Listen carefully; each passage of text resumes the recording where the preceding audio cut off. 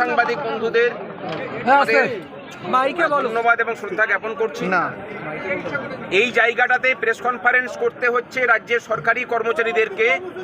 আমার মনে হয় রাজ্যবাসীর কাছে এই ছবিটা পরিষ্কার হচ্ছে যে গোটা রাজ্যবাসীকে পথে নামিয়ে নিয়ে আসার কাজ এবং গণতান্ত্রিক যে অধিকার তাকে কুণ্ঠারোধ করার কাজটা কোন লেভেলে এই সরকার নিয়ে গেছে।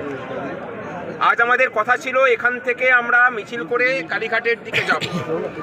উদ্দেশ্য কি? এই সরকার যাতে সুপ্রিম কোর্টের রায়কে মান্যতা দেয় সেই উদ্দেশ্যে আমাদের আজকে যাত্রা ছিল। পুলিশ প্রশাসনের পক্ষ থেকে আমাদেরকে বলা হয়েছিল যে আপনারা কালীঘাট পর্যন্ত যেতে পাবেন। তারপরে জানি না কার এবং কোন অদৃশ্য অঙ্গুলি হেলনে তারা হঠাৎ করে এই ধর্মতলার চত্বরেই ব্যারিকেড দেওয়া শুধু নয়, তার পিছনে গাড়ি রাখা এবং কালীঘাট পর্যন্ত 3টে স্তরের ব্যারিকেড রেখে মানুষের গণতান্ত্রিক অধিকারকে পূর্ণ করার চেষ্টা করলেন। আমরা ধিক্কার জানাচ্ছি প্রশাসনের এই গণতন্ত্র বিরোধী ব্যবস্থাকে। এবং সারাদিন থেকে কলকাতার হৃদয় হিসেবে পরিচিত এই ধর্মতলাটাকে অবরুদ্ধ করে রাখতে বাধ্য করলেন এই রাজ্যের প্রশাসন। আজকে যেভাবে কলকাতার সাধারণ মানুষের জীবনযাত্রাকে স্তব্ধ করে দিলেন এই রাজ্যের প্রশাসন, আমরা সেই মানসিকতাকেও আমরা ধিক্কার জানাচ্ছি। এতক্ষণ ধরে দেখেছেন প্রায় লক্ষাধিক কর্মচারী আজকে পথে নেমেছিলেন, পেনশনাররা নেমেছিলেন। প্রচণ্ড গরম, তাকে উপেক্ষা করে এখনো পর্যন্ত কর্মচারীরা ময়দানে ডেটে আছেন। আজকের যে লড়াই ছিল সেই লড়াই পশ্চিমবঙ্গের সমস্ত রাজনৈতিক মত এবং পথের যারা কর্মচারী ছিলেন তাদের সম্মিলিত ঐক্যের বহিঃপ্রকাশ এবং এই রাজ্যের মানুষের কাছেও যে ঐক্যবদ্ধ ছবি উঠল।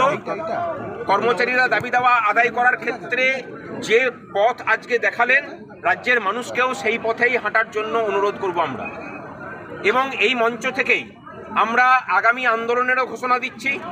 এবং এই কথাটা বলে রাখি যে আমরা বলেছিলাম যে এই প্রশাসনটাকে সচল যেমন আমরা করে রাখি এবং দীর্ঘ 14 বছর ধরে অর্ধেক বেতনে কাজ করেও আমরা যেটা করেছি, প্রশাসনের উপরে কোনো আঁচ পড়তে দিইনি, প্রশাসনটাকে মানুষের কাছে সচল রেখেছি।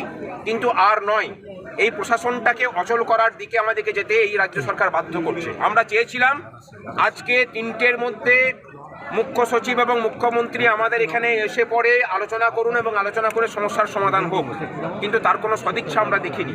তাই আমরা সম্মিলিতভাবে সিদ্ধান্ত নিয়েছি আগামী 13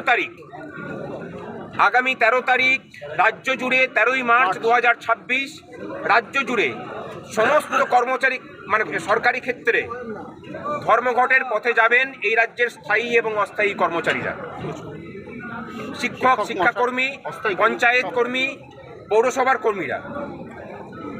এই পথে যেতে আমাদেরকে বাধ্য করেছে রাজ্য সরকার। আমরা চাইনি যে ধর্মঘট করে এই প্রশাসনটাকে আমরা অচল করে দিই, কিন্তু এই একদিনের ধর্মঘট আপাতত প্রতীকী হিসাবে আমরা দিলাম। আমরা জানি যে তার আগে নির্বাচনে নির্ঘণ্ট বাজবে, কিন্তু নির্বাচন ঘোষণা হলেও আগে থেকে যদি এখনো সময় আছে 6 লক্ষ শূন্য পদে নিয়োগের যদি বিজ্ঞপ্তি বের করে সরকার, অস্থায়ী কর্মচারীদের স্থায়ীকরণের প্রক্রিয়া শুরু করে নির্বাচন ঘোষণা হলেও তাকে সেগুলোকে মান্যতা দিতে কোনো অসুবিধা থাকে না। সুপ্রিম কোর্টকে রায়কে ইমপ্লিমেন্ট করাতে তো কোনো বাধা নেই। এই অবস্থায় আমরা চাই যে সরকার যদি রাজ্যটাকে অচল অবস্থা থেকে বাঁচাতে চান তাহলে 13 তারিখের মধ্যে আমাদের সাথে আলোচনায় বসুন। না হলে 13 তারিখ এই রাজ্য জুড়ে যে ধর্মঘটের নজির দেখবে, আমার মনে হয় মুখ্যমন্ত্রী হিসেবে উনি স্মরণে রাখবেন। আগামী 13 তারিখ ধর্মঘট। এবং আজকে বিশেষ করে পেনশনারদের বিশাল সংখ্যায় এসেছিলেন, অনেক অসুস্থ হয়ে পড়েছে, তাদের কথা মাথায় রেখে এখান থেকে আমরা এবং সাধারণ মানুষের যে অসুবিধা হয়েছে এতক্ষণ ধরে এটা বন্ধ থাকার জন্য আমরা ক্ষমা চেয়ে নিচ্ছি কলকাতাবাসীর কাছে। আমরা এটা করতে চাইনি, কিন্তু রাজ্য সরকার বাধ্য করেছে। এই জায়গায় দাঁড়িয়ে আমরা আজকে এই প্রেস কনফারেন্সের পরে বিকাল 4টের সময় এখান থেকে আমরা অবস্থান তুলে নেব। কি হবে আমরা বলতে চাই, এখানে বিগত শতাব্দীর 6-এর দশকে পশ্চিমবঙ্গের কর্মচারী সমাজ এই জটিনা ক্রসিংয়ে একত্রিত হয়েছিলেন। তার মধ্যে দিয়ে পশ্চিমবঙ্গে যাতে গণতন্ত্র প্রতিষ্ঠা হয়, কর্মচারীদের দাবি দাবা অর্জিত হয়, সেই সংগ্রাম ঘোষিত হয়েছিল। আজকের এই প্রজন্ম আজকের এই জেলিনা ক্রসিং, এই ধর্মতলা চত্বর 3 ঘন্টা অবরোধ করার মধ্যে দিয়ে, অবস্থানে বসার মধ্যে দিয়ে নতুন ইতিহাস তৈরি করলেন। যে ইতিহাস আগামী 13 তারিখ, ভাস্কর ঘোষ বলেছেন, আগামী 13 তারিখ প্রশাসনকে স্তব্ধ করে দেওয়া হবে সরকার যদি আমাদের দাবিতে মান্যতা না দেন। সাধারণ মানুষের স্বার্থে প্রশাসন সম্পূর্ণ স্তব্ধ থাকবে, আদালতগুলো বন্ধ থাকবে, ট্রেজারিগুলো বন্ধ থাকবে, শিক্ষা প্রতিষ্ঠান বন্ধ থাকবে, সমস্ত ইলেকশন ট্রেনিং যার যা ফেলুন সমস্ত স্তব্ধ থাকবে 13ই মার্চ। 2023 সালে 10ই মার্চ আমরা প্রমাণ করেছিলাম যে ঐক্যবদ্ধভাবে লড়াই করে প্রশাসনকে স্তব্ধ করে দেওয়া যায়। 14 তলার যতই হুঙ্কার দিক এই প্রশাসনকে স্তব্ধ করে দেওয়া যায়। 10ই মার্চ 2023 আমরা প্রমাণ করেছিলাম, আবার 13ই মার্চ 2026 নতুন করে প্রমাণ করব।